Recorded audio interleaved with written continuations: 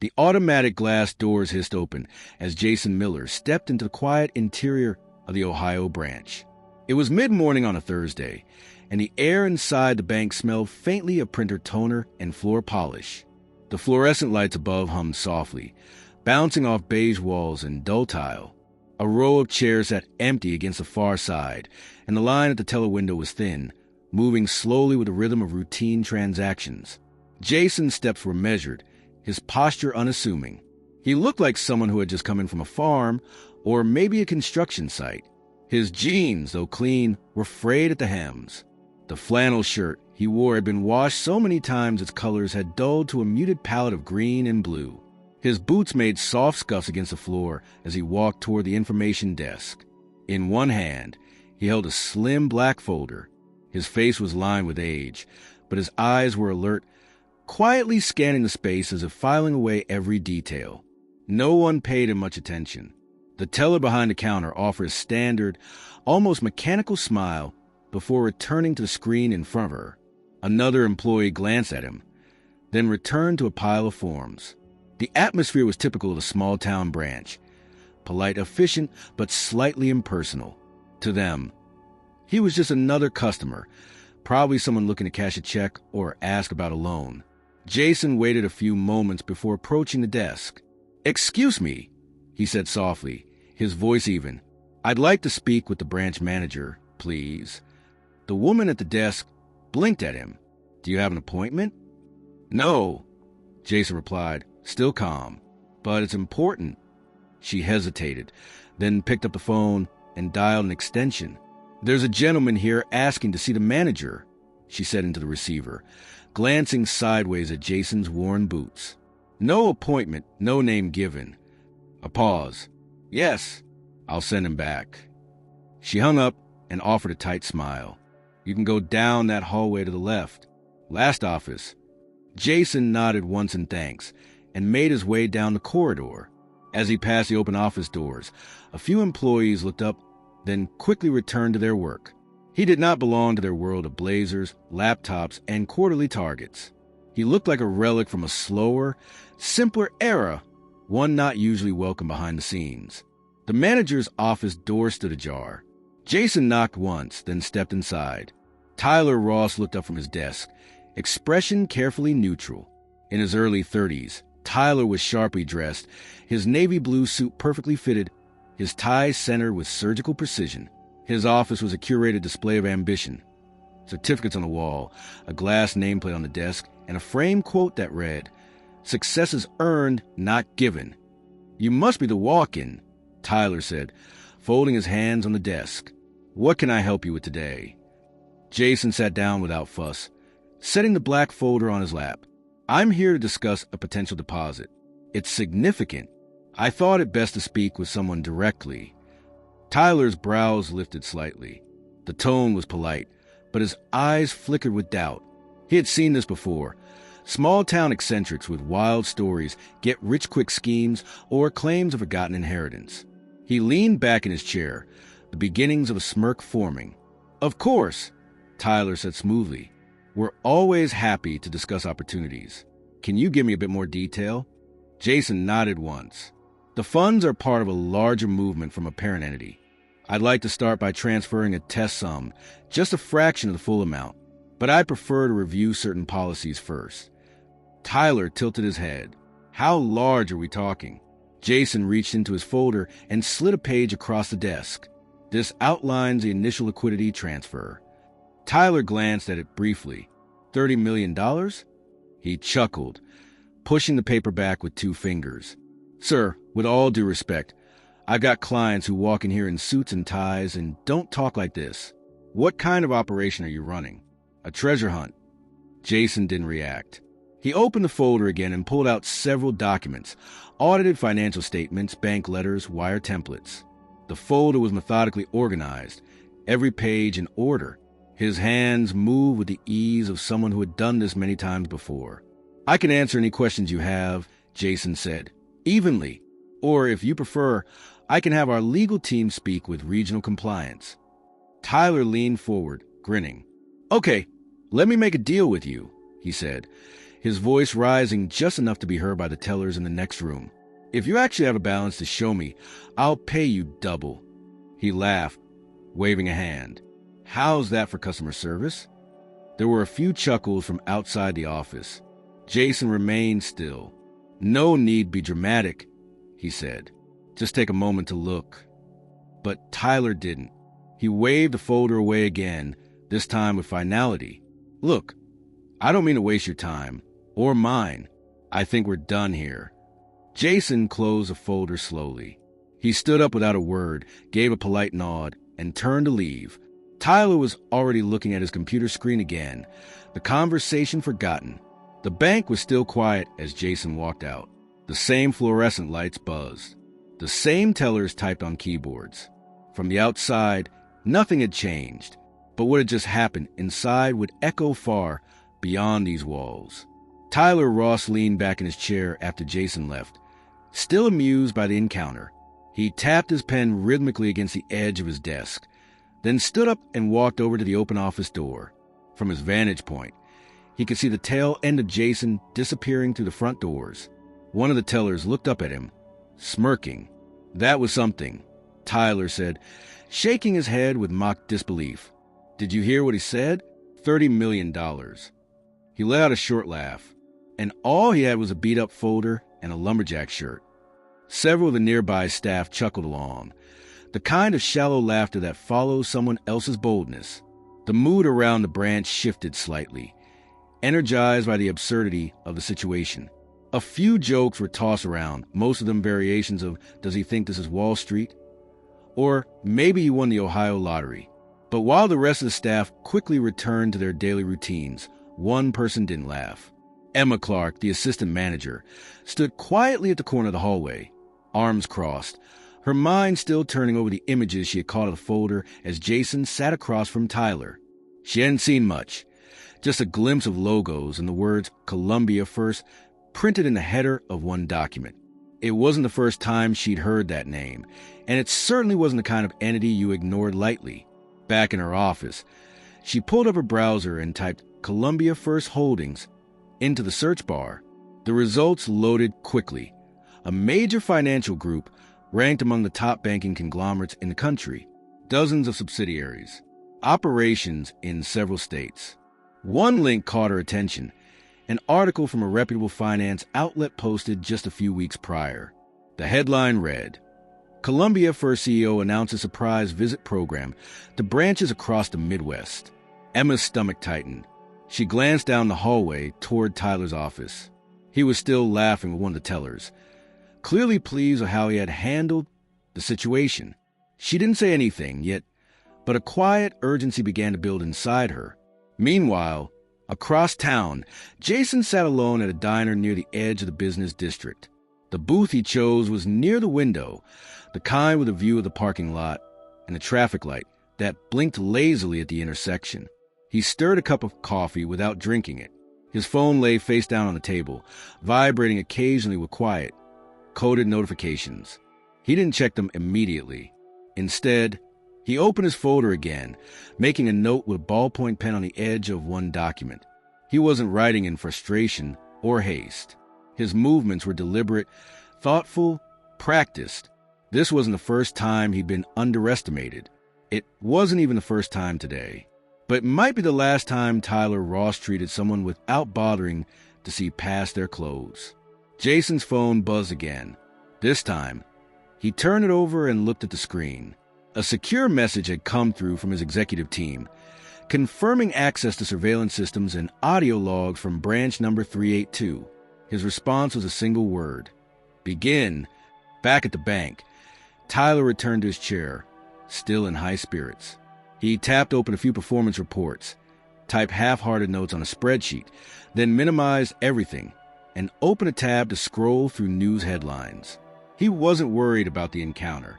From his perspective, it was just another strange walk-in, the kind of story he could later share over drinks with his colleagues at the regional mixer. Maybe he'd even tweet something clever about it. Something vague enough to avoid corporate backlash, but funny enough to earn likes. "Sir?" A voice interrupted him. Tyler looked up. It was Emma, standing at the door with a reserved expression. Yes. Do you have a minute? She asked. He gestured for her to enter. Sure. What's up? Emma stepped inside, closing the door behind her.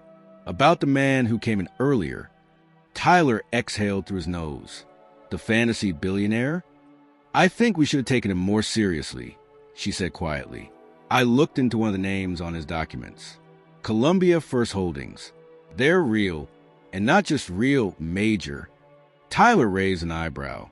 Okay, but anyone can print a logo onto a piece of paper. There's more, she continued. The CEO of that company is running a surprise visit program. Random branches. Midwest region. Tyler sat up straighter. You think he was a CEO? I don't know, Emma said, but I think we just made a mistake. A big one. Tyler leaned back again, the confidence not yet leaving his posture. Come on, Emma. Let's be real. You saw what he looked like. These guys don't walk in wearing flannel and worn boots. They don't hand over folders in person. Emma didn't reply. She simply held his gaze. Besides, he added, brushing it off, even if he was someone important, we didn't do anything wrong. We didn't kick him out. We just didn't take the bait. He mentioned legal teams. And test transfers, she said.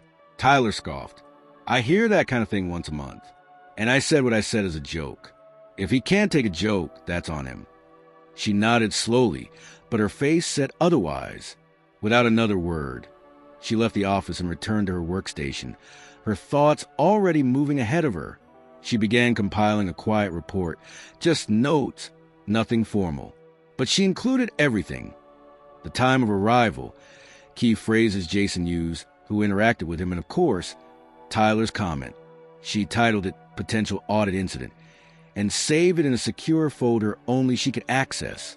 At that same moment, inside a secure server environment in Columbus, a digital audit began.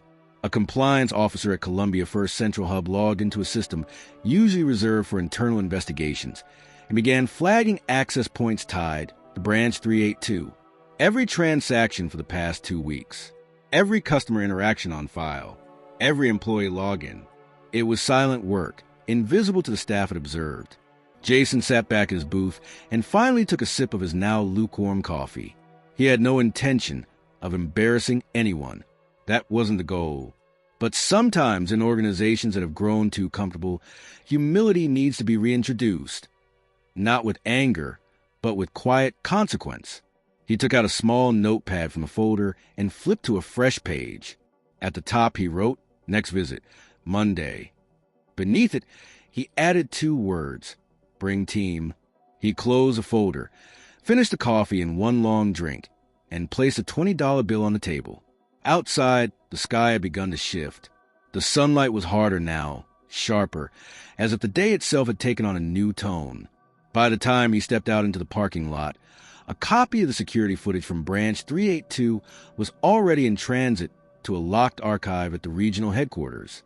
And a new name, Jason M. Miller, was quietly being added to a list maintained only by Columbia First's highest-level executives.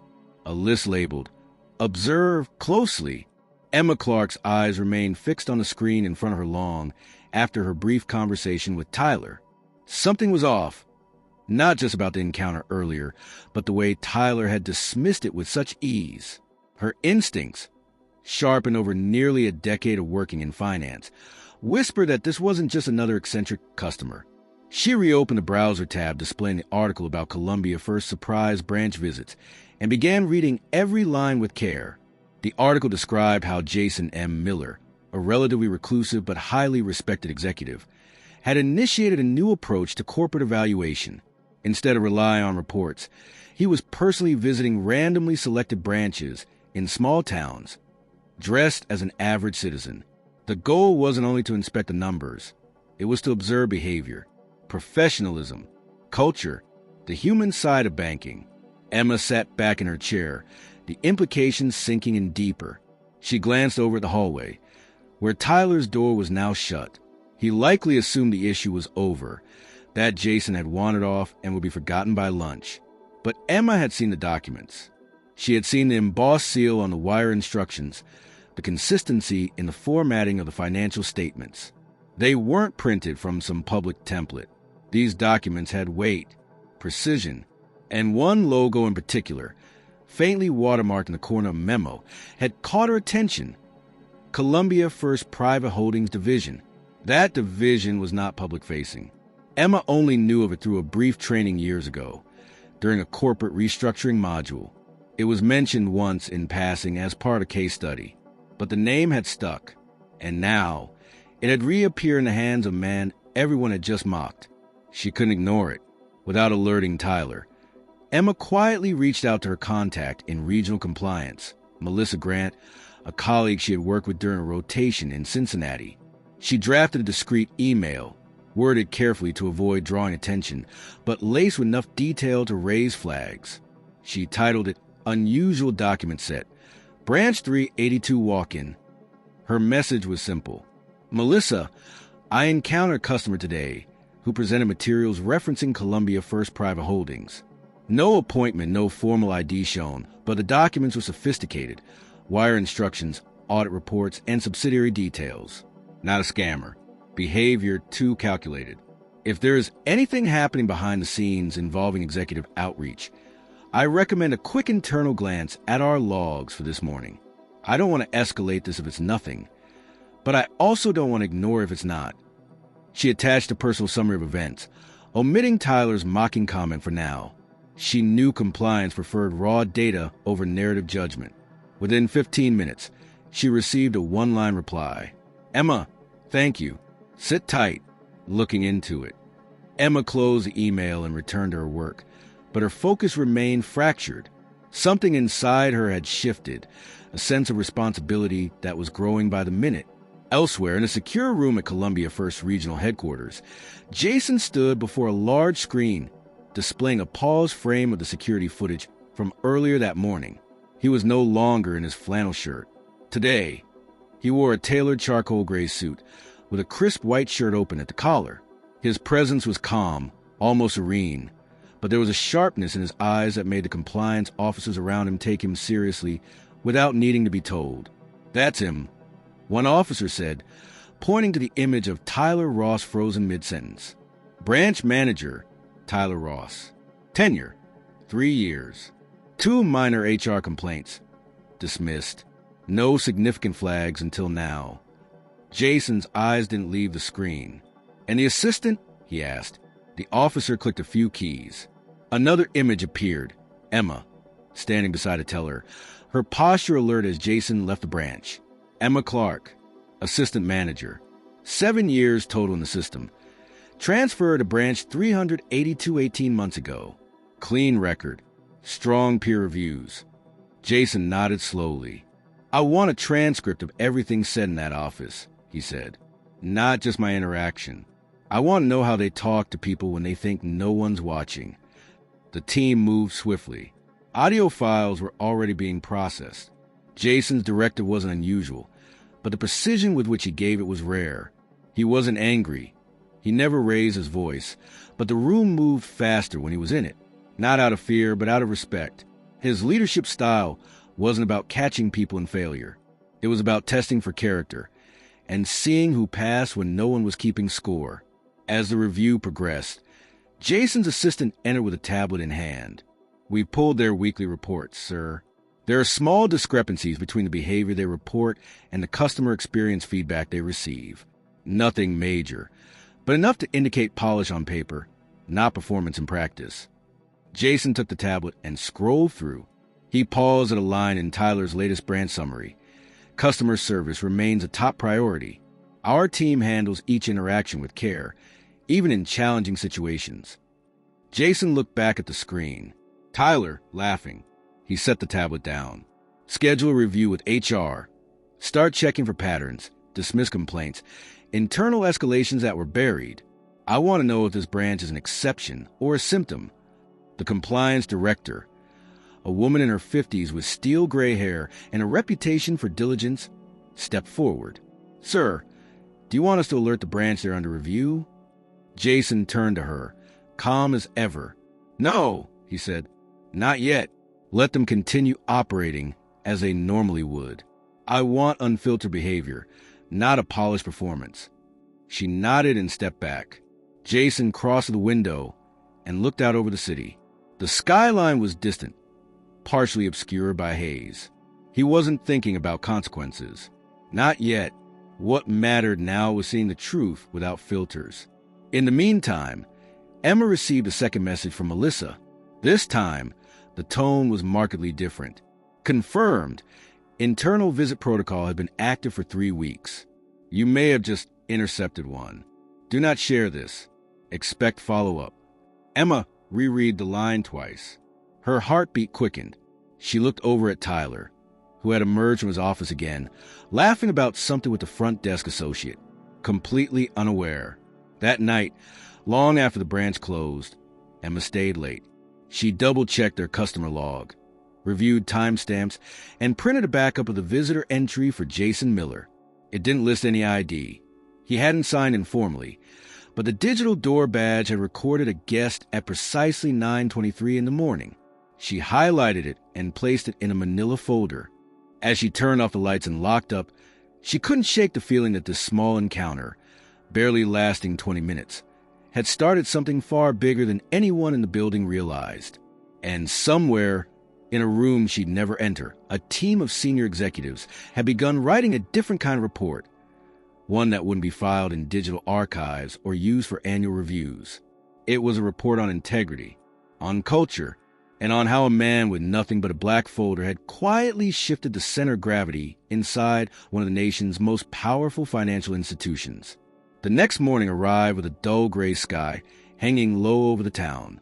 Inside Branch 382, the atmosphere remained comfortably numb. No one seemed particularly concerned about the encounter from the day before, aside from Emma Clark, who sat at her desk trying to act as if everything was normal. She hadn't slept well. The emails from compliance, the silent confirmation of Jason's likely identity, and the way everyone around her had chosen to forget the interaction, it all weighed heavily on her. Tyler Ross, on the other hand, was back to his usual pace. He adjusted his tie in the reflective glass of his office door, walked into the main lobby with a coffee in hand, and offered a series of casual greetings as if he were the host of a morning talk show. No signs of concern. No signs of guilt. If he remembered the mocking comment he'd made about doubling someone's balance, he certainly didn't show it. Mid-morning brought a small but steady stream of customers. Most came and went with little incident. Then, shortly after 10, the door opened and a uniformed security officer entered. Not the usual in-house team. This one wore a darker blue, carried himself with the strict posture of a contracted firm, and immediately scanned the room as if looking for a potential threat. Tyler noticed and stepped out from behind the teller row. "Can I help you?" he asked. The officer walked directly up to him. "We received a call regarding an unverified visit yesterday morning. A man presenting financial documents without ID. Standard review protocol." Tyler's brows knit. "You mean the guy with the folder?" "Yes, sir," the officer replied. "We're following up per procedural policy. Do you have any footage or records of the visit?" "We have cameras," Tyler said, growing slightly defensive. "But no one asked for security. He just walked in." "Understood. We'll need to extract a copy of the footage for the time window between 9:15 and 10 o'clock. Standard sweep." Emma overheard this from her station. Her pulse quickened. She rose and walked toward the front. "I have the timestamp," she said, voice calm but clear. "I also made a record of the documents he presented." Tyler turned to her with an expression that landed somewhere between annoyance and surprise. "Why would you do that?" "Because they looked real," she said simply, "and because something about him didn't sit right." Tyler exhaled and forced a chuckle. "Well, you've always been the thorough one." The officer glanced between them. "Do you have an image of the individual?" Emma returned to her computer, accessed the stills, and printed a clean capture from the lobby camera. Jason, standing near the front desk, holding the black folder. The officer took it and nodded once. "We'll be in contact." As he left, the mood in the bank shifted subtly. The staff resumed their tasks, but the room had become quieter. No more jokes. Even the tellers kept their conversations brief, their voices lower. An hour later, a second visitor arrived. Not security this time. Someone in business casual attire, carrying a badge clipped his belt and a laptop bag slung over one shoulder. He asked to speak with management and was led directly to Tyler's office. "I'm from internal operations," the man said, offering no further explanation. "We're performing a quality assurance check based on recent branch interactions. I'll need to review staff protocols, escalation reports, and your standard walk-in procedures." Tyler stiffened slightly. "We weren't told anything about an audit." "It's unannounced," the man said. "All data will be collected passively. I won't interrupt operations. But I'll need a full hour with your assistant manager before the day is over." Tyler nodded and led him toward Emma's desk. She didn't ask any questions. The visitor introduced himself as Daniel, but offered no last name. He sat up in an empty cubicle and began typing. Behind the scenes, Jason Miller was preparing his return, but not to the branch. Not yet. He sat in a reserved conference room at Columbia First Central Compliance Division, reviewing personnel files and performance history across multiple branches. Branch 382 was only one piece of a broader puzzle. It wasn't the first branch that had dismissed a potential high-value client based on appearances, but it was the first that had done so while laughing. What Jason found troubling wasn't the rejection. It was a lack of curiosity. Failure to engage is a bigger red flag than failure to believe, he said quietly to one of the compliance leads. They didn't ask questions. They didn't verify. They assumed and moved on. The compliance lead nodded. "It's a pattern we've seen before, but usually in high-traffic zones.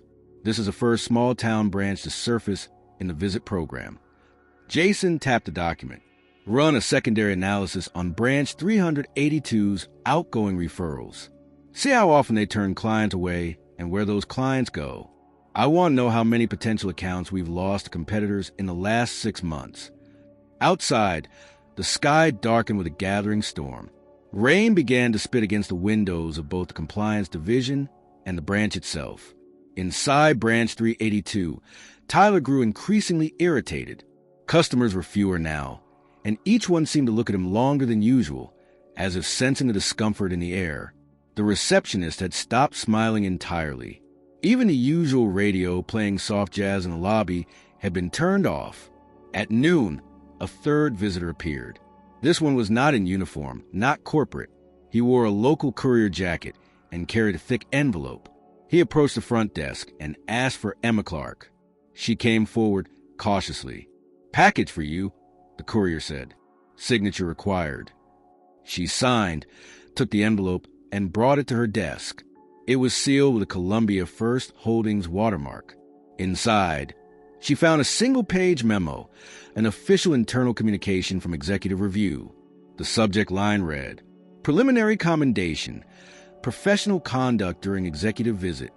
She read it twice. It was brief but unmistakable. It thanked her for exercising sound judgment, noting that her attention to detail during a recent branch visit had been observed and appreciated by senior leadership. It ended with a line that made her hands tremble. Further communication to follow.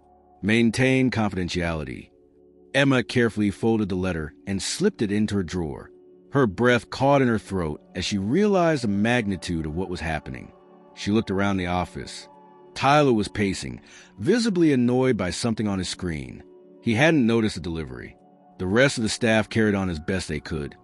But the air had changed completely. Jason had said nothing publicly. He had made no threats. But the system had begun to shift around him, and the first wave of consequence had arrived not with shouting, not with anger, but with a formal envelope, addressed quietly to the only person who had bothered to look past the flannel shirt and ask, "What if this is real?" Outside, the storm finally broke. Rain hammered the windows of Branch 382 as the entire team unknowingly crossed the invisible line between ignorance and accountability. The storm continued into the next morning, coating the sidewalks in a thin film of water and leaving the town under a heavy, brooding sky. Inside Branch 382, the energy had shifted again, not dramatically, not in a way that could be pointed directly, but subtly, like the pause before a verdict is read. The staff were quieter than usual. Conversations were shorter. Even Tyler seemed more restrained, no longer strolling the lobby, but instead tucked in his office, blinds half closed, staring at reports that he no longer trusted. Emma Clark sat at her desk reviewing mortgage applications, but her mind was elsewhere. The memo she had received the day before was locked away in her filing cabinet, but the words had not left her. Every time she looked up at her co-workers, she felt a quiet distance forming. She had seen the folder. She had connected the dots. And someone, somewhere up the corporate ladder, had seen her response and chosen to acknowledge it. But it wasn't just a letter that lingered in her thoughts. It was a knowledge that everything they did in that branch was now under a microscope, and not just by local compliance officers, but by people whose names had never once appeared in any branch communication before. She suspected, though she couldn't confirm, that even computers were being monitored. Each click, each email, each delayed transaction might now be feeding into an analysis happening behind closed doors. That suspicion was confirmed by what happened just before lunch. Emma's phone buzzed with a direct message from Melissa Grant in compliance. The message was brief but alarming. Look up Columbia Private Sub. Then check your documents from the visit. Emma opened a new browser tab and searched for Columbia Private Sub. Her eyes narrowed. The company didn't have a public-facing site. Instead, she found corporate registry entries and offshore licensing documents. The entity was officially listed as a liquidity management arm of Columbia First Holdings, registered through a legal proxy in the Cayman Islands. Its only public tie to the parent company was a signature from a senior executive, one Jason M. Miller. She turned back to her drawer and retrieved the photocopies she had quietly made from Jason's documents. Her hands were steady, but her breath caught when she compared the seal on one of the wire instructions to the watermark on the registry page. They matched exactly, not similar, identical, and just like that, the room around her shrank. It became painfully clear that Jason Miller hadn't been bluffing. He hadn't been exaggerating. And Tyler's flippant dismissal hadn't just been rude. It had been reckless, potentially catastrophic. Emma scanned the rest of the documents again, this time not for names or amounts, but for patterns, internal audit codes, routing numbers, legal references. The wire template Jason had shown them wasn't for $30 million arbitrarily. It was a liquidity test transfer, a strategy used by high-level financial entities to evaluate the capacity of smaller divisions to manage unexpected inflows. The audit language was clear. Had it been accepted and processed correctly, the branch would have gained not only the funds, but an executive commendation and a share in a larger account management structure. And they had laughed him out the door. She printed a fresh copy of the wire template, circled a routing reference, and slid it under a clear sleeve. Then she stood, walked to the break room, and poured herself a cup of black coffee, not to stay awake, but to gather herself. This was no longer about the arrogance of one manager. It was about institutional rot. Back at her desk, her computer pinged again. Another email from Melissa. Update. Regional execs now aware. Audio being analyzed. Jason has formally requested internal culture report from the branch. You might be asked for a statement. Stay neutral for now. We're watching everything. Emma read the message twice, then deleted it from her inbox. That same afternoon, a digital packet arrived at Columbia First executive floor. It contained a compiled behavior audit of Branch 382, including incident summaries, audio recordings, compliance response notes, and cross-references with corporate standards. At the center of the review was Tyler Ross's reaction during the initial encounter. His sarcasm, the comment about doubling someone's balance, and the failure to verify documentation. Jason Miller sat at the head of the conference table as the materials were presented. He didn't speak immediately. Instead, he listened to the audio clip on loop. The clip was less than 10 seconds long. If you actually have a balance to show me, I'll pay you double. The tone was unmistakable, mocking, performative, self-satisfied. Jason leaned back in his chair. Does he have a history of this? He asked the compliance officer beside him. The woman, a meticulous analyst named Karen, consulted her notes. He has no prior executive warnings, but there are 3 customer experience complaints with similar themes: dismissiveness, interrupting clients, assuming fraud before verification. Any performance bonuses in the last 12 months? Yes, Karen replied. He's hit quota, but mostly through refinance incentives and cold call conversions, not through new high-net clients. Jason nodded. Emma Clark. Karen pulled a separate file. Strong track record. Ranked top 3 in internal leadership development cohort last year. She caught the reference to Columbia Private. Submitted unofficial documentation for review. Cooperated without escalation. Any requests for advancement? Twice. Both delayed at the regional level. Jason tapped the folder in front of him. Make sure that changes. He stood, placed both hands on the table, and looked at the group of executives seated around him. Here's the problem, he said quietly. We have staff trained to look for fraud, but not trained to recognize value. That's not a procedural failure. It's cultural. And if culture at a branch level is broken, then the people we trust to manage money are actually costing us money. Silence filled the room. Jason straightened his tie and walked toward the window. Below, the city was moving as it always did, fast, distracted, efficient. But inside Columbia First, something foundational had begun to shift. The next step wouldn't be paperwork. It would be personal. He turned back to the room. I want a visit scheduled to Branch 382. In person. No announcement. 3 days from now. He paused. And I want it documented. At that moment, in a branch office in a small Ohio town, Tyler Ross was still unaware that a paper trail, one he had barely glanced at, was about to become the most consequential oversight of his entire career. Tyler Ross's morning began like every other. He arrived at branch 382 10 minutes before opening, sipping his usual double-shot espresso from a cafe down the street. The rain from the previous days had passed, and sunlight streaked through the tall windows of the branch, casting clean geometric shadows across the floor. To Tyler, it felt like the perfect day to close on a few pending accounts and polish his internal performance report. He still hadn't heard anything official about the man with the folder.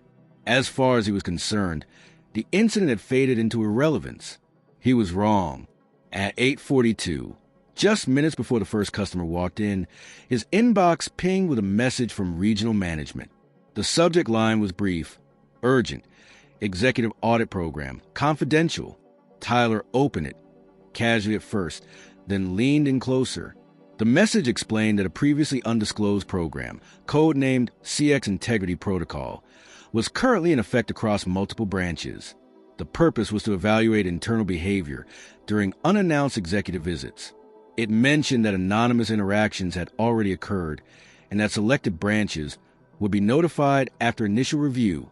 The email ended with a chilling line. Branch 382 has been flagged for review based on initial findings. Please ensure full cooperation moving forward. Do not contact clients or attempt to alter documentation from the past 7 business days. Executive review is ongoing. Tyler stared at the screen for a long time. His thoughts raced through every customer interaction from the last week. His joke about paying double. His complete dismissal of the man. The laughter from the teller desk. His choice not to verify any documents. A cold sweat began forming at the back of his neck. He minimized the email and stood up, walking briskly to the front lobby, scanning the faces of his staff. Emma Clark was already at her workstation, quiet as usual, eyes focused. If she had seen the same email, she wasn't showing it. He returned to his office, closed the door, and checked the branch's camera archives. The footage from Jason's visit was still there, still accessible, still damning. He hovered over the delete button. Then remembered the warning in the email. Do not alter documentation. It was too late anyway. If this was a real audit, the footage had already been pulled. Across the state, in the heart of Columbia First Regional Headquarters, Jason M. Miller walked into a private elevator, flanked by 2 senior compliance directors. He wore a navy blue suit, pressed and immaculate, and carried no briefcase, no folder, only a tablet in his hand. They descended to an executive operations floor reserved for corporate strategy meetings and classified review sessions. On the wall near the elevator doors, a digital plaque read, Executive Oversight Command Midwest Division. Inside the glass-walled conference room, a task force had assembled. Emma Clark's file was projected on the main screen, displaying her employment history, branch statistics, internal feedback from staff, and 2 commendations from prior managers. Jason reviewed the information carefully. He already knew most of it, but today wasn't about vetting her. It was about determining how leadership culture had allowed someone like Tyler Ross to represent the face of their organization. Jason placed the tablet down and turned to compliance director. What is the protocol for manager response in a failed executive approach?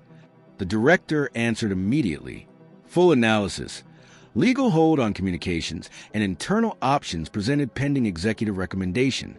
Per the new audit guidelines, we delayed direct consequences until after a second observation point. Jason nodded once. Then let's schedule the observation. He stepped out of the room, entered a private office down the corridor, and made a short call to the internal digital forensics team. Pull all log comments from Tyler Ross's personnel portal. I want everything. Chats, closed tickets, even voice messages from the internal system. Run keyword tracking, fraud, crazy, don't bother, and waste of time. Include the last 12 months. He hung up without waiting for acknowledgement. At Branch 382, Tyler was attempting to maintain normalcy, but his pacing and unusually short replies were beginning to draw attention. Emma noticed it first, then the tellers. Then even the clients who passed through began picking up on the tension. At 11:30, a second email arrived in Tyler's inbox. This one was not from regional management. It was from executive operations. It had no text in the body, just a subject line and one attachment. The subject line read, Confidential Review, Interaction ID, #sex 382JM. The attached video was less than 60 seconds long. Tyler hesitated before clicking it. When the footage played, he saw a security camera angle of himself in his office, seated at his desk, leaning back with a smirk on his face. His voice played back through the speakers. If you actually have a balance to show me, I'll pay you double. There was laughter from outside the office. The clip ended with silence. Tyler didn't move for several seconds. Then he closed his laptop slowly and stared at the far wall of his office, as if trying to undo the last 72 hours with sheer concentration. There was no timestamp, no watermark. But the message was clear. Someone high up wanted him to know. We see you. We heard everything. What Tyler didn't know, what no one in the branch knew, was that Jason had arrived at Columbia First Regional Tower that same morning to finalize one more critical piece of the audit, the identity match. Jason's legal team had prepared a formal request to unlock internal identity logs tied to the internal code JM001, which he had used during his visit to Branch 382. With it came the full authentication profile, confirming beyond any doubt that the man who had been dismissed with smirk was, in fact, the sitting Chief Executive Officer of Columbia First Holdings. Jason reviewed the completed file and tapped the digital stamp at the bottom. Identified. Verified. Proceed. Meanwhile, Emma received another email. This one came not from compliance, but from Executive HR. Emma, your professional conduct during the CX Integrity Evaluation has been noted at the highest level. You will be contacted by our Leadership Development Team within the next 48 hours. Please keep this communication confidential. No action is required at this time. She sat back in her chair, exhaling slowly. Her face remained unreadable to those around her, but her mind had already begun preparing for what might come next. By the afternoon, word began to circulate, not officially, but in hushed whispers between departments, that corporate was about to visit Branch 382 in person. No dates were confirmed, no names given, but the tension grew thick enough to cut with a knife. Tyler tried to reassert control by holding an impromptu staff huddle at 3 o'clock, assuring everyone that audits were normal and that sometimes things get escalated unnecessarily. But the words rang hollow. Everyone could sense that something was unfolding beyond his understanding, and that he was no longer in charge of the story. He didn't yet know that Jason Miller was watching, nor did he know that Jason had already instructed the regional audit team to begin preparing live documentation for a formal visit, one that would not be handled over email or video or memos. It would be handled face-to-face. Soon, inside the secure glass conference room at Columbia First Regional Headquarters, Jason Miller sat in contemplative silence. The hum of ventilation, The clicking of keyboards and the murmur of his compliance team filled the air. But Jason's thoughts were elsewhere. The folder containing the final branch reports lay open in front of him. Though he had already memorized every line of interest, he wasn't interested in metrics anymore. The numbers had told enough of the story. What he needed now was clarity on behavior. Specifically, who upheld the company's values when no one was looking and who crumbled beneath their own ego. He tapped the table twice with his fingertips, prompting his assistant to step forward. She held a thin leather-bound tablet, loaded with timestamps, digital evidence, and audio captures from the ongoing audit. "Let's begin with the recordings," Jason said quietly. The team dimmed the lights, and the first video began to play on the screen. It wasn't just the infamous line from Tyler anymore. It was a full transcript. Jason's entrance, the subtle snickers from a teller desk, the impatient tone in Tyler's voice when he pushed the folder away, and the exact moment when Jason was quietly asked to leave, with security lingering nearby as silent reinforcement. The final audio clip played the words of the guard at the branch door. "This isn't the lottery office, sir. Try the state building 2 blocks down." Jason's jaw didn't tighten. His expression didn't shift. But the silence that followed the recording told everyone in the room how deeply that sentence had landed. He leaned forward slightly, voice measured but unwavering. "I want a formal incident report written for Branch 382. Not by legal, by communications. It will include a narrative of the event from the executive office's perspective. I want the tone to be controlled, but direct. This is no longer just internal observation. It's training material." His assistant nodded and made a note. "Have our editorial team remove the man's name from the final edit." Jason continued. "We don't need to embarrass him by name in public-facing materials. But internally, I want every regional director to read it." One of the directors, seated 2 chairs down, cleared her throat carefully. "Are you authorizing immediate disciplinary action?" Jason's gaze remained steady. "No, not yet. That would be too simple. Tyler Ross isn't the disease. He's a symptom. The question is, how many other branches are operating with the same blind arrogance? We're going to give him one more opportunity to demonstrate what he's made of when the room changes." He turned to his compliance lead. "Send a memo to Branch 382. Schedule a routine evaluation visit from senior regional staff. Do not mention my name. I'll be accompanying them, but I don't want the branch to be told in advance. Make it look like a quarterly ops check." The compliance lead began typing immediately. Jason stood and walked toward the floor-to-ceiling window overlooking the city. Below, the streets pulsed with a typical midweek rhythm. People moving, meetings being held, deals being struck, and, as he had now learned, dignity being neglected. His assistant followed, stopping a few feet behind him. "Would you like to call the branch in advance?" she asked. Jason shook his head. "No, I'll visit again soon. But this time, they'll see everything clearly." Back at Branch 382, Emma Clark was in the process of finalizing an internal report requested by regional HR. The request had come in subtly, masked as a routine performance reflection, but the timing and tone were unmistakable. She understood this wasn't about metrics. It was about integrity. The form had a final open-ended question. Describe how you handled a recent situation where a customer experience did not go as expected. She paused before typing. When she began, she didn't name Tyler. She didn't offer judgments. She simply recounted the moment she first noticed the documents, how something about them triggered a gut response, and how she felt compelled to research further. She concluded with one sentence. "I've learned that listening can sometimes be the most powerful tool we have, not just for customer service, but for character." She submitted the report, closed her laptop, and leaned back in her chair. Across the branch, Tyler sat rigidly at his desk, trying to focus on a refinancing file, but failing miserably. His mind kept drifting to the videos, the second email, the ominous silence from corporate. For a man who thrived on performance reviews and measurable KPIs, this situation, vague, unquantified, moral in nature, was foreign and deeply unsettling. At 4:35, a meeting invitation appeared in his inbox. Quarterly performance evaluation, in-person visit mandatory. The sender was a name he didn't recognize, Regional Operations Coordinator.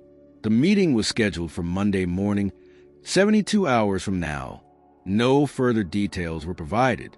Tyler stared at the invite, then accepted it. The rest of the staff received a similar notice, though worded more neutrally.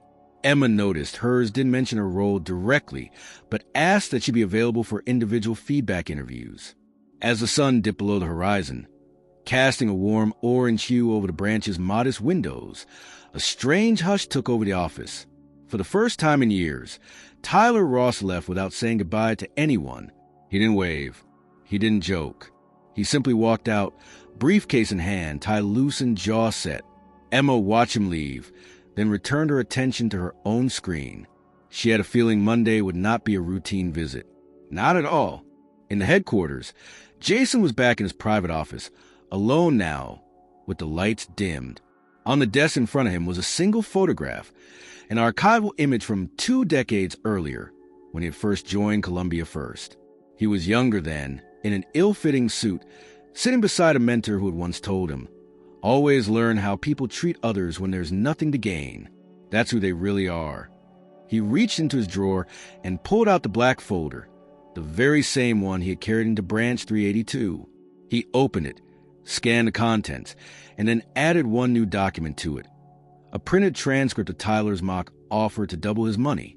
He closed the folder slowly, set it on the edge of his desk, and whispered to no one in particular, "Let's see what he does when he realizes who I am." Monday arrived with a deceptive calm. The skies were clear, the morning air unusually crisp for late spring. Birds moved through the trees with quiet purpose, and Main Street, just outside Branch 382, buzzed with the usual pedestrian rhythm. Inside the branch, however, no one felt settled. The entire staff had arrived early, dressed sharper than usual, files tidied, phones silenced. Desks were cleared of non-essential clutter. Coffee mugs were swapped for bottled water. Smiles felt thinner. The tension was thick but unspoken. Emma Clark kept her eyes on her monitor, though she had reread the same policy document 3 times without absorbing a word. She knew today's visit wouldn't be ordinary. She knew it from a phrasing in the invitation, from the silence that had followed her last internal report, and from the quiet memo she received from HR over the weekend reminding her to prepare for independent review discussion. Tyler Ross, meanwhile, had spent the weekend in defensive preparation. He had printed out every performance metric he could find, highlighted quarterly growth, and written up a summary of recent high-impact leadership initiatives, all designed to shield himself from fallout. He didn't know exactly what was coming, but he sensed it wasn't going to be as manageable as he once hoped. Still, his belief in his charm and persuasive skill hadn't completely left him. He wore his best suit, stood with squared shoulders, and rehearsed phrases like proactive resolution and alignment with executive goals in his head like mantras. At 9:15, the door opened. The first enter was a woman in a sleek black pantsuit, followed closely by 2 men in matching corporate gray jackets. They carried slim leather folders and wore identification badges. Regional compliance, operations, and legal. Tyler stepped forward with a polite smile. "Welcome, everyone. I believe you're here for our quarterly review." The lead woman, who introduced herself as Karen Doyle, nodded without returning the smile. "We're conducting a routine evaluation," she said, her tone deliberately neutral. "Mr. Ross will begin in your office. The rest of the staff will remain on call for individual sessions." Tyler nodded and ushered them into his office, already preparing his opening pitch. But before the door could close, the room fell into a brief, stunned silence. A 4th figure had entered behind them, quiet, poised, and unmistakably out of place. Jason Miller. He was no longer wearing the flannel shirt and boots. Today, he wore a dark-tailored suit, understated in style but perfect in fit. His presence carried no fanfare, no entourage, and no visible sign of his title. But the moment his eyes scanned the branch, a subtle shift passed through the room. Emma saw him first, her breath catching briefly. The tellers noticed next, exchanging quick glances. And finally, Tyler turned, his voice halting. "Can I help you, sir?" Jason held his gaze for a moment, then spoke. "No need," he said calmly. "I've already been helped. I'm here to observe." Karen, the lead evaluator, turned to Tyler with a single statement that dropped into the room like a stone. Mr. Ross, meet Mr. Jason M. Miller, Chief Executive Officer, Columbia First Holdings. The color drained from Tyler's face. Emma, standing a few feet away, tried to conceal the way her posture shifted. Not out of shock, she had already suspected, but out of something closer to quiet affirmation. Jason walked slowly through the lobby, his eyes passing over every workstation, every corner of the space where he had once stood unnoticed. He didn't touch anything. He didn't raise his voice. He simply walked until he reached the center of the branch, then turned back toward the group. "This is not a disciplinary visit," he said, "but it is a moment of truth." No one moved. No one spoke. Karen gestured toward Tyler's office. "Let's proceed." Inside the closed-door session, Jason remained silent for most of the first 10 minutes. Karen led the review, walking Tyler through inconsistencies in his client intake summaries, his lack of engagement with flag walk-ins, and an unusually high rate of non-qualified dismissals for new account inquiries. Tyler tried to interject once, mentioning system delays and documentation thresholds, but each time he spoke, Jason said nothing. He simply listened, arms folded, face unreadable. Eventually, Karen slid a printed sheet across the desk. "Can you confirm this statement was made during an interaction at 9:37 a.m. last Wednesday?" Tyler read the sentence. "If you actually have a balance to show me, I'll pay you double." He closed his eyes briefly. "Yes," he admitted. "It was intended as a joke." Jason finally spoke. "Why?" Tyler looked up. "Sir, why was it a joke?" Jason asked, voice calm but piercing. "What about that interaction suggested comedy? What made you so confident that the folder he carried was fiction?" Tyler stumbled. It was instinct. He didn't look like someone. "Exactly," Jason interrupted. "He didn't look like someone." Silence settled again. "Every day, your team is entrusted with the finances, security, and dignity of the people who walk through those doors," Jason continued. "Some of them dress in suits. Some come in dusty boots. But if your threshold for respect is measured in fabric and polish, then this branch doesn't serve a community. It manages appearances." Tyler's voice dropped. "It won't happen again." Jason nodded once.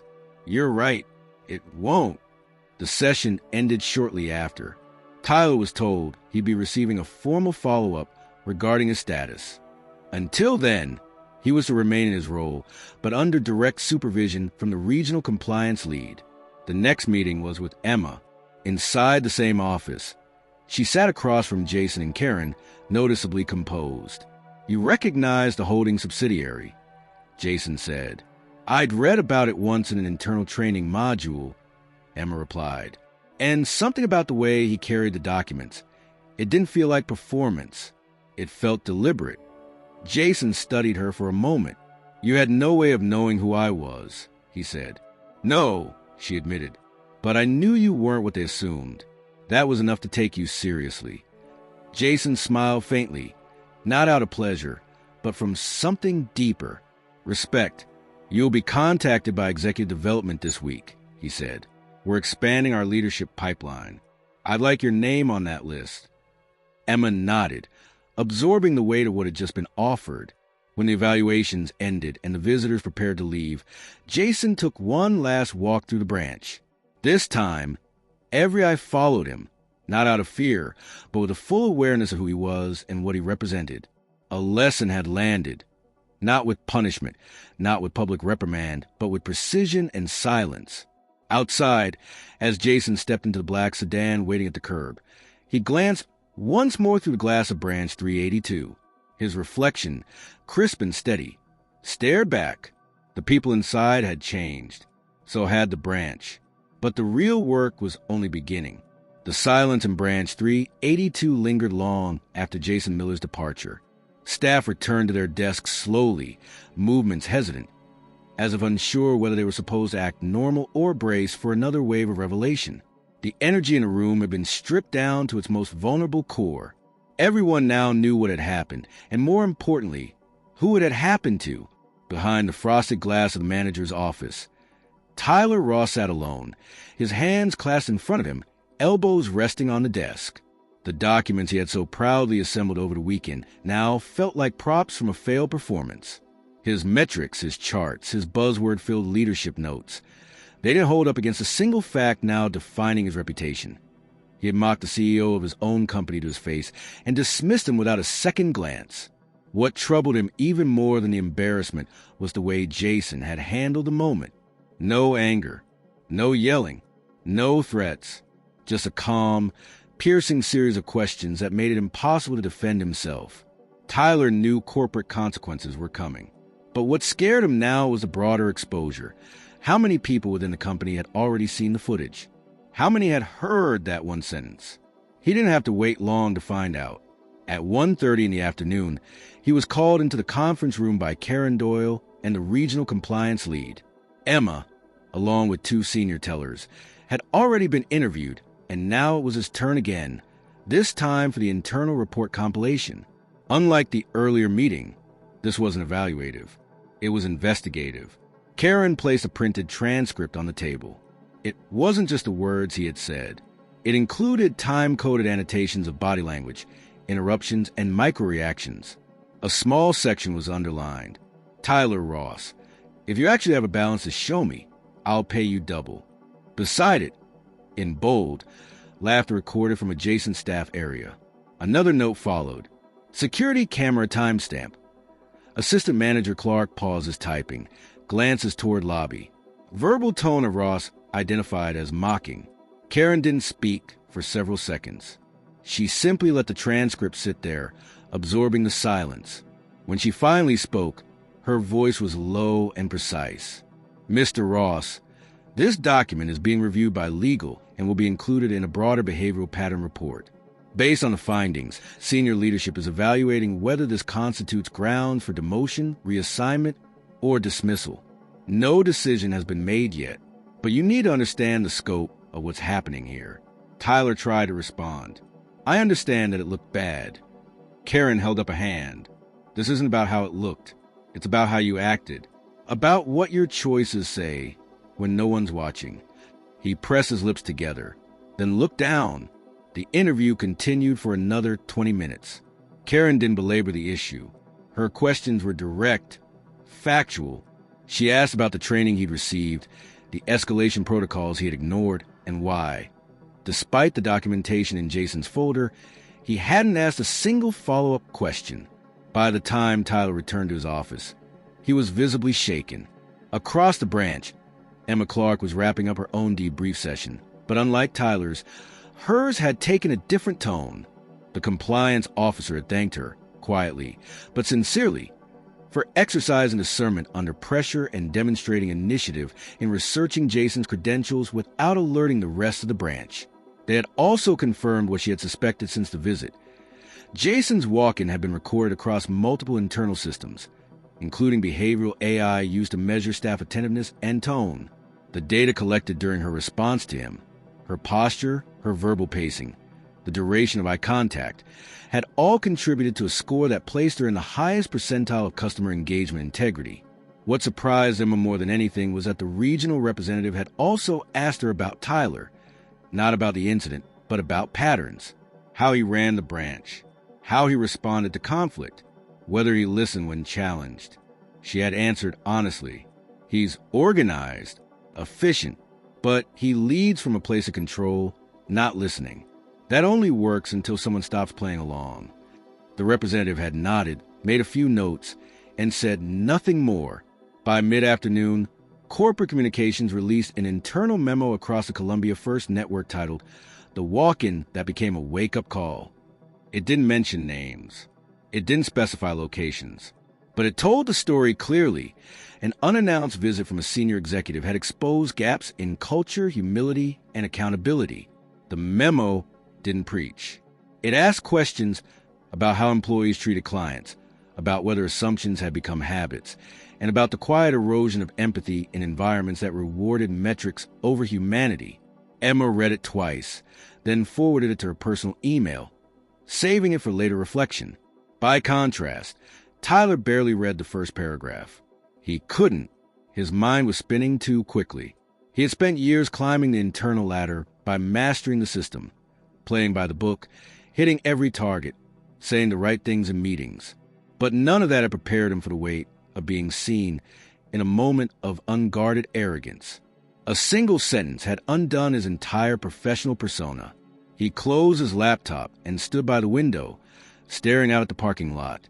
In the distance, a man in a flannel shirt stepped out of a pickup truck and entered the grocery store across the street.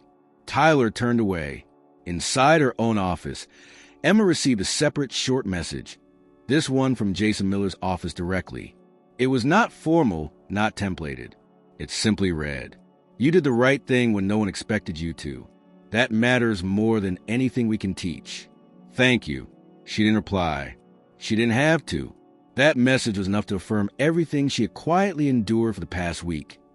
Every hesitation, every suspicion, every decision to hold her ground while others looked the other way. Before the day ended, the branch was informed that follow-up communications would be delivered by the end of the week regarding staffing adjustments.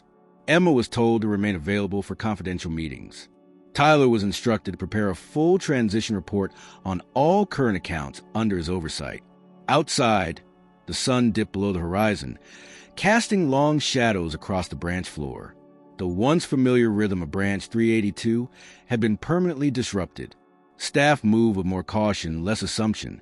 Clients were greeted more thoughtfully, and the words once spoken in jest now echoed silently in every interaction. The dots had connected, and for the first time, everyone could see the whole picture. By Friday morning, the quiet anticipation of Branch 382 had hardened into a steady, nervous alertness. The staff no longer speculated in whispers. Now, they simply waited. Emails had stopped arriving with explanations. There were no new memos, no updates from Tyler, and no more vague phrases about routine evaluations. It was clear something was coming, and it wouldn't be routine at all.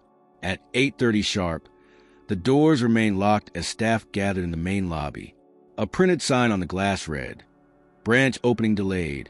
Internal staff meeting in progress." This was unprecedented. Even during major systems upgrades or compliance overhauls, the branch had always found a way to remain operational. But not today. Emma Clark arrived 5 minutes early and was immediately ushered to the front row of chairs that had been hastily arranged in a semicircle facing the entrance. Tyler Ross sat a few feet away, eyes fixed on the floor, papers in his lap. He hadn't spoken to Emma all week beyond logistical coordination. His posture was different now. Shoulders hunched, jaw set. Gone was the air of quiet superiority. What remained was something much more human, dread. At precisely 8:31, the front doors opened. Jason Miller stepped inside. He wasn't alone. Behind him were the same regional executives from earlier in the week. Karen Doyle, the compliance officer, and 2 members of the operations board. But this time, they didn't move with the air of investigators. They weren't here to inspect. They were here to teach. Jason walked calmly to the front of the room and took a brief moment to look at each staff member individually. His expression was not stern.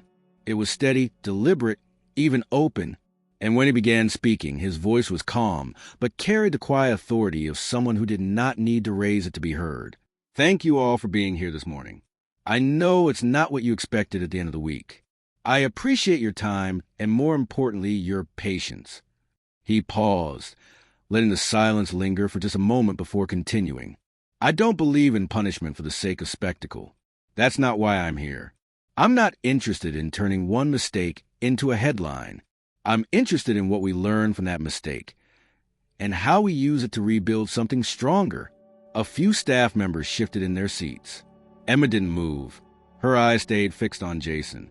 This branch, like many others, has systems, metrics, goals. But what we sometimes lose, what I saw nearly vanish here last week, is the part that cannot be measured: humility. He looked directly at Tyler. "Some of you passed that test. Some failed badly." Tyler's face remained frozen. He didn't look away, but he didn't speak either. Jason turned back to the room. "When I walked into this branch last week, I didn't do it to trap anyone. I didn't do it to test knowledge or product familiarity.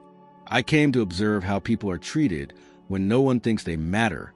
He let the words hang there. One of you saw something others didn't. She asked questions. She looked beyond appearance. She respected a customer even when others dismissed him. He gestured toward Emma. I'm not here to announce a promotion today. That will come through the appropriate channels. But I do want to say this clearly and publicly. Emma Clark, your conduct in that moment reflected the core of what Columbia First was built on. You represented this company the way we want to be represented across every branch in the country, and you did it without knowing who I was. There was no applause, no theatrics, just a shift in the room, an unmistakable shift in energy. Emma's expression didn't change, but her grip on the arm of the chair relaxed slightly. Jason then looked back at the rest of the team. For everyone else, this is not a reprimand. This is an invitation to return to something we may have lost sight of, service with dignity. He took a few steps forward. Each of you was hired because you demonstrated potential. But culture is not built on potential. It's built on decisions. You have a chance today to decide how you move forward, not with fear, but with intention. Karen Doyle stepped forward now and addressed the room briefly. Over the next week, you'll each receive new customer service training modules focused on behavioral accountability. This is not just a checkbox process. Your feedback, participation, and engagement will determine our next steps. We are not just updating procedures. We're rebuilding trust from the inside out. She stepped back, and Jason spoke once more. I'll remain here for the next hour. I'll be available for private questions, concerns, or reflections. You're not required to speak with me, but you are welcome to. He didn't move to the back. He stayed in place, still and silent, giving everyone the opportunity to choose. Emma was the first to stand. She didn't walk to him. She didn't need to. She turned to the team and said, simply, I'd like to be available for anyone who wants to talk about what we've just heard. I think we all need to unpack this together. It wasn't a speech. It was an offering. A teller from the left side of the room followed, then another, and slowly, the room began to shift, not in posture, but in participation. Tyler remained seated, still motionless. After the meeting formally ended, small groups formed around the room. Some gathered near the coffee area.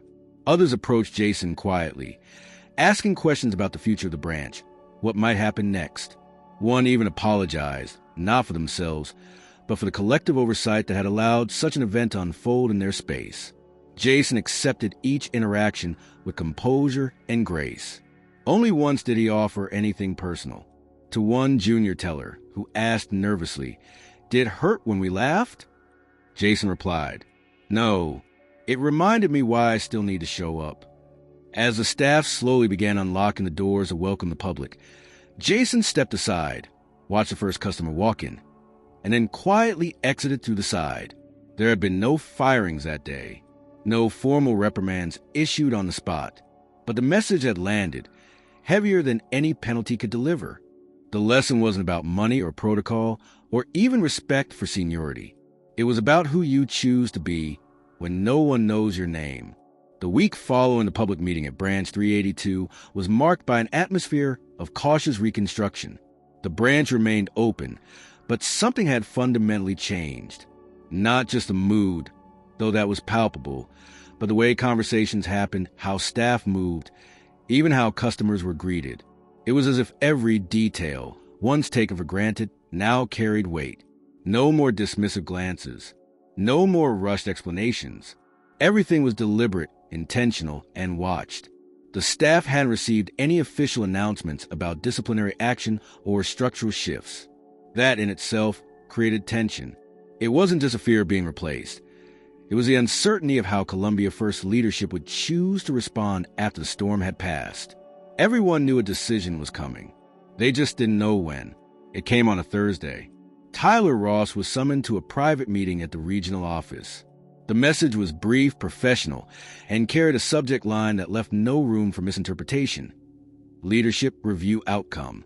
He arrived 20 minutes early, sat in the waiting area staring at the empty chair across from him, and replayed every misstep, every sentence, every chance he had to handle things differently. He had already begun imagining what his exit would look like: a quiet departure, a carefully worded resignation letter, perhaps even a move to a smaller bank, one that didn't know his history. But that wasn't what happened. Inside the conference room, he was met by Karen Doyle, a senior HR liaison, and a representative from executive development. The mood was serious, but not hostile. The meeting began not with a verdict, but with a question. "Tyler, do you want to keep working here?" He hesitated, unsure if it was a trick. "Yes," he said. "I do." Karen folded her hands. "Then understand this clearly. What happens next is not a second chance. It's a reset. You're being offered two options. First, you can resign quietly, collect your final compensation, and walk away without a public mark on your record. The second option is continued employment under probationary terms, which includes an immediate demotion, transfer to a rural branch outside your current region, and enrollment in the Executive Humility Retraining Program. You will no longer have managerial duties until further notice. If you choose the second option, you'll have to prove your value from the ground up again." Tyler's pride screamed for him to stand up and leave. But somewhere beneath the noise, he knew that leaving would mean carrying this unfinished version of himself into every room he entered afterward. The easy way out would protect his ego. The hard way might help him rebuild something real. "I'll stay," he said finally. "I'll take the second option." Karen didn't react. She simply opened a folder and passed him a relocation packet. "You'll report to Branch 117 next Monday. We've already coordinated housing support for the transition. Your direct supervisor will be Emma Clark." His head lifted at the name, eyes narrowing slightly in disbelief. "She's being promoted?"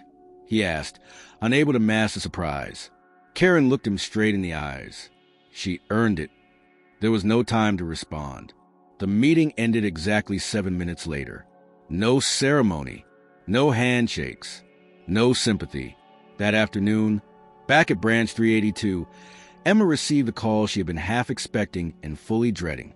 The voice on the other end was a senior development officer from Columbia 1st Executive Training Division. "Emma, congratulations. Effective immediately. You're being promoted to branch manager of 382. You'll be supported by interim regional oversight for the next 90 days as we finalize your placement. You've also been approved for inclusion in the National Emerging Leaders Program. Your documentation is being sent now." Emma said thank you, but even she could hear how flat it sounded. Not because she wasn't grateful, but because she wasn't used to being seen in this way.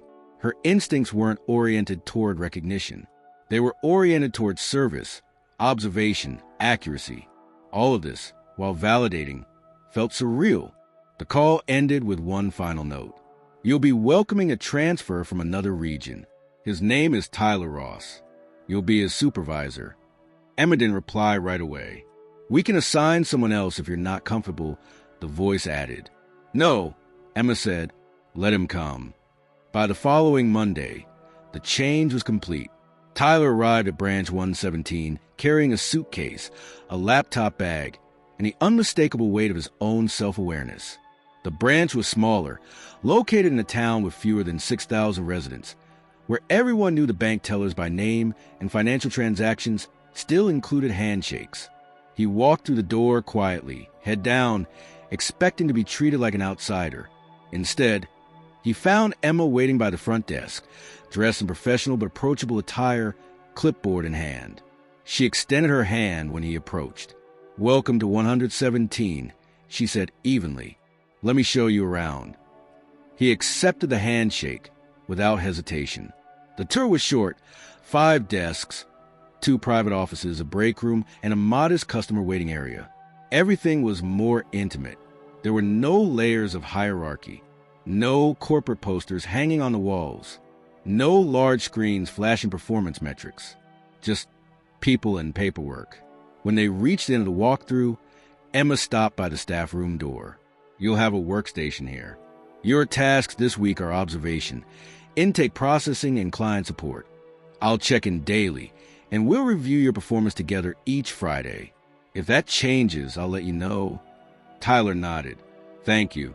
Emma looked at him, not with pity, but with a kind of calm neutrality that said she hadn't forgotten, but she had chosen to move forward. "I'm not here to remind you of who you were," she said. but I am here to see who you decide to become." And with that, she returned to her office, leaving him alone with the unfamiliar but strangely welcome silence of starting over. Across the company, news of the shift circulated quietly. Employees who had once laughed off the idea of leadership, watching now spoke in more careful tones. Conversations became more measured, and across dozens of branches, posters went up in break rooms and staff halls featuring a single new phrase: "Judgment doesn't cost you money, but it can cost you opportunity." Beneath it, in smaller text, "A culture of humility starts at the front desk." Tyler never contested his demotion. He never tried to transfer out. In fact, he stayed at Branch 117 longer than anyone expected. Week by week, he did the work, real work, answered phones, checked forms, greeted customers with genuine respect. Slowly, the bravado that had once defined it was replaced by something far less flashy, but far more lasting: quiet accountability. And Emma, she led, not by authority, not with formality, but with consistency. She asked the right questions. She listened, and as the branch culture followed her example, she proved that the greatest reversal wasn't just in position or power, it was in perception. From overlooked assistant to respected leader, from dismissed voice to trusted example, and, most importantly, from unseen to undeniable. The story of what happened at Branch 382 did not remain confined to its quiet town in Ohio. Within 2 weeks, it had become a quiet storm rolling across the entire Columbia First Holdings ecosystem, not through press releases or public scandal, but through internal forums, leadership whispers, and a growing chain of behavioral memos spreading from one department to the next. It began with an unusual spike in internal training logins, modules labeled CX Integrity, Unconscious Bias in Client Interaction, and Humility in Frontline Leadership saw a threefold increase in engagement across branches in 12 states. Team leaders who had once skimmed through corporate newsletters were now dissecting every line, hoping to identify what mistakes had been made and whether they had, perhaps unknowingly, made them too. What captured everyone's attention wasn't that a branch had failed an internal audit. It was how the audit had been conducted, by the CEO himself, in disguise, armed with nothing more than a folder and a calm demeanor. Employees began referring to it unofficially as a flannel test, a term that began trending internally in Columbia First's workplace app. Memes circulated discreetly, but beneath the humor was something deeper. Unease, introspection, a cultural reset. In Kansas, a branch manager at Location 224 initiated her own anonymous walk-in protocol, enlisting retired clients to pose as new customers and report their treatment. In North Carolina, a district supervisor replaced the first 10 minutes of every staff meeting with open-ended questions like, "How would we treat someone with no appointment, no title, and no polished exterior?" The responses were mixed, but the conversations were real. At headquarters, Jason Miller received a growing number of direct messages from regional leaders, some apologetic, some inspired, many requesting permission to replicate his method. He denied them all with a standard reply: "It's not about mimicking the method. It's about rebuilding the mindset." The HR department, in coordination with executive development, released a company-wide message 2 weeks after the Branch 382 visit. It did not name the branch. It did not name Jason, but acknowledged an extraordinary audit event had taken place, and that the response to it had triggered a strategic reevaluation of how leadership defined readiness, empathy, and trust at every level. The message concluded with 3 new guiding pillars that would be integrated into all frontline evaluations moving forward: presence over polish, questions over assumptions, respect without requirement. Branches were instructed to develop 2-month action plans detailing how they would integrate these values into their local practices. Some viewed it as just another initiative. Others understood the deeper implication. The culture at Columbia First had shifted permanently, and whether they adapted or not would determine their future. Meanwhile, Emma Clark, now officially listed as branch manager of 382, was quietly becoming a symbol within the company. Her name began surfacing in training presentations and leadership development webinars. A brief quote from her interview was added to the onboarding slideshow for new hires. "Don't ever know someone's title to treat them with respect. But while her professional profile was rising, Emma herself remained grounded. She made no public appearances. She turned down a speaking invitation from a regional leadership summit, requesting instead to focus on building the team I have before giving advice to anyone else. Her approach was consistent, measured, and human, just as it had been from the start. At Branch 117, the change was more personal. Tyler Ross had been working under Emma's supervision for nearly a month now. His daily responsibilities remained simple: client intake, loan application reviews, and compliance documentation. He said little, worked steadily, and had begun gaining the quiet trust of the new staff around him. Not because he was trying to impress, but because he was finally showing up without a script. On one afternoon, during a team huddle, a junior employee asked him, "Did you really say that thing about doubling someone's balance?" Tyler didn't dodge the question. He didn't laugh it off. He simply nodded.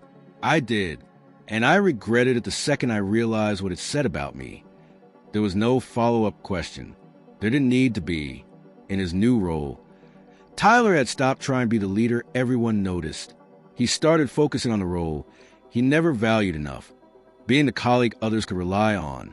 Slowly, Emma gave him more responsibility, starting with internal forms and then with onboarding documentation for new hires.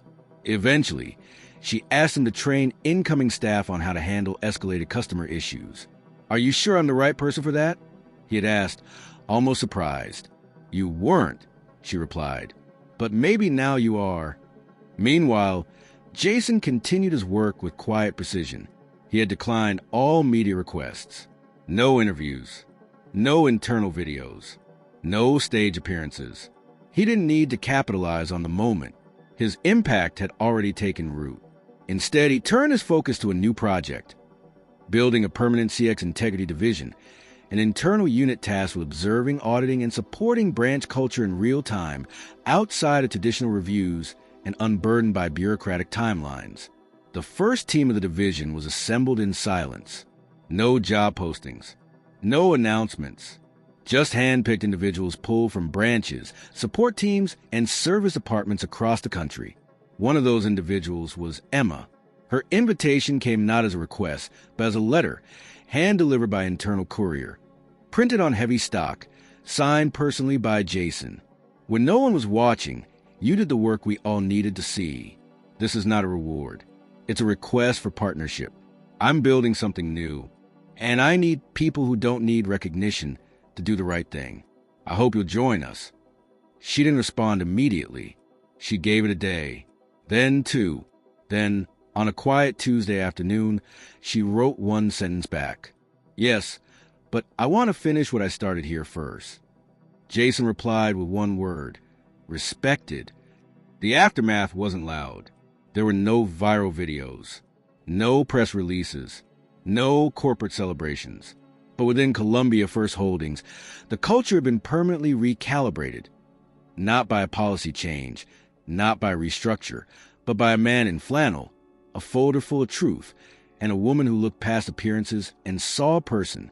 2 months had passed since the unannounced audit at Branch 382, and Columbia First Holdings had settled into a new rhythm. Not quieter, not louder, just more aware. The echoes of that single day had reached every corner of the organization, not through policy mandates or headlines, but through individual conversations, unexpected pauses in staff meetings, and private reflections at desks once filled with blind certainty. Inside the top floor of the company's national headquarters, Jason Miller stood alone in his office just before sunset. The windows behind him cast a golden hue across the room, stretching long shadows over the polished wooden floor. His desk, usually tidy, was currently covered with personal notes, employee files, and a modest stack of handwritten letters that had arrived over the past few weeks. He had read every one. Letters from tellers in small towns, from managers in cities, from assistants, compliance staff, and even former employees who had heard about what had happened and wanted to say they were proud or ashamed or inspired, or all three. Most of them mentioned Branch 382. Some mentioned Emma by name. A few even admitted to having dismissed people themselves once or twice, and now seeing it differently. Jason picked up one letter in particular. It was written on plain paper, slightly crumpled at the corners, and signed simply Emma Clark. She had sent it not as part of her new role in the CX Integrity Division, but as a personal note of gratitude. The letter was brief. She had written that she had spent years trying to do good work in quiet ways, often wondering if anyone noticed, not because she needed praise, but because she hoped someone else would carry that same standard when she wasn't in the room. Jason read her final paragraph again, slowly. Thank you for showing us that leadership isn't about visibility. It's about impact. And impact, like dignity, doesn't wear a name badge. He set the letter down gently and opened a fresh sheet of Columbia first letterhead. For a long moment, he stared at the blank page. Then he began writing. Emma, in this business, we spend so much time measuring what we can count that we forget to honor what we can feel. You reminded me of that, not by what you said, but by what you didn't say, by what you saw, by how you acted. And for that, I owe you a simple truth. People won't remember the size of the deal or the speed of the process. They'll remember how we made them feel. Never forget that. He signed it, folded the paper, and pinned it to the bulletin board behind his desk. Not for public display. Just for him. That message, 7 words on fine stationery, became his compass. Over the following weeks, Jason completed the quiet restructuring of the CX Integrity Division. He chose not to announce it in a grand town hall. Instead, he allowed it to appear organically, one trusted face at a time, visiting branches, sitting through staff huddles, asking unfamiliar questions with familiar kindness. He called them the culture listeners. And at the center of that team was Emma Clark. After finishing her transitional work at Branch 382, Emma accepted her role in the new division with quiet pride. She had no formal title beyond Senior Cultural Liaison, but her reputation had already moved beyond labels. She traveled lightly, just a tablet, a notepad, and one rule she insisted on following in every visit. No advance announcement. She didn't arrive as a manager. She arrived as a customer, a colleague, a question. Her presence changed people, not by authority, but by presence, like Jason had done before her. In one of her early assignments, she visited a coastal branch in Oregon where client satisfaction scores were high, but internal morale was quietly crumbling. Over 3 days, she spoke with every employee individually, not about targets, but about trust. She sat with them during breaks. She observed without judging, and when she left behind a single handwritten note posted in the staff room. You are not here to impress. You are here to connect. Months later, that branch was voted the most improved culture team in its region. At headquarters, Jason began transitioning into a more strategic oversight role. He no longer handled day-to-day operations. Instead, he spent his time shaping long-term vision, mentoring emerging leaders, and focusing on systems that protected not just profits, but principles. His office remained the same, simple, intentional, with very few artifacts, except for one item that never moved. The note from Emma, still pinned to the wall behind him. Visitors often asked about it. He never explained. Back in Ohio, Branch 382 had found its rhythm again, under the guidance of a new leadership team selected and mentored by Emma before her transition. The branch had evolved from a cautionary tale into a case study for cultural transformation.